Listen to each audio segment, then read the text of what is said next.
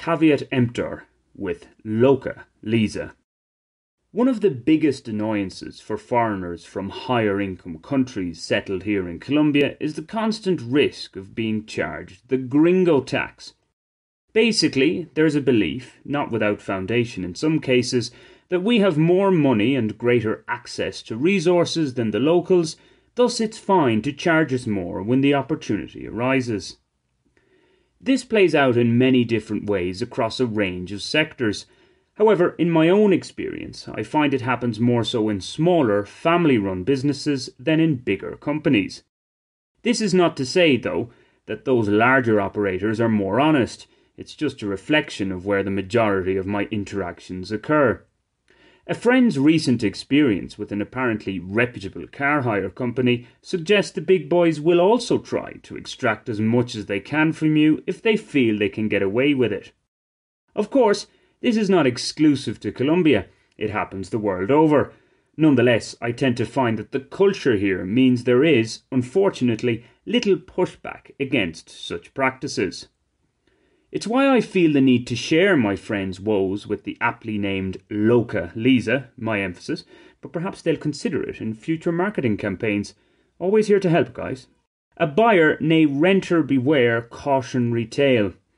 On hiring a car from the company for a few days, the employee who delivered it to him wrote down on the receipt that the return time was between 1,500 and 1,600 hours, and not the official 1,400, owing to the time of day he was receiving it. So it was to my friend's unpleasant surprise that when he dropped back the car around 1,500 hours, he was told he was an hour late and would be charged accordingly.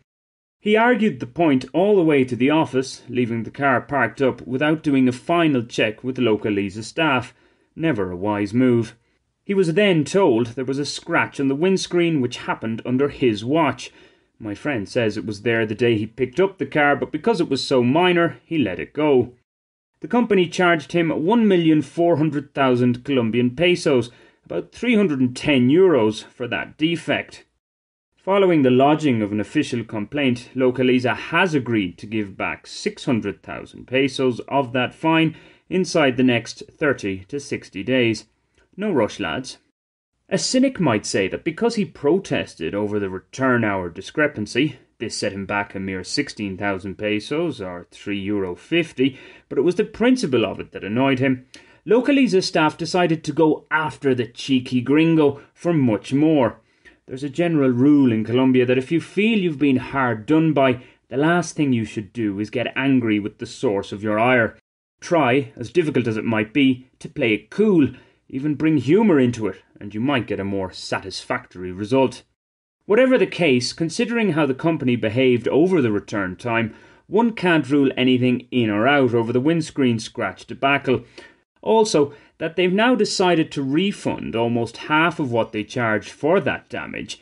It appears they were more than covering any potential additional costs on their part. The whole episode is an apt reminder to always be on your guard when entering into a lease or sale. This is even more so the case in these straitened times. One can never be too careful on such matters, especially as a foreigner who may be out of his or her comfort zone and ripe for the picking.